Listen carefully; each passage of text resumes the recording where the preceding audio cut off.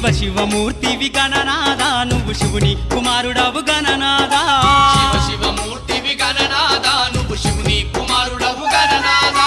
గణ గణ గంటల్ల గణనాదా నువ్వు గుణ గుణ రావయ్య గణనాదా శివ శివమూర్తివి గణనాదా నువ్వు శివుని కుమారుడవు గణనాదా శివ శివమూర్తివి గణనాదా నువ్వు శివుని కుమారుడవు గణనాదా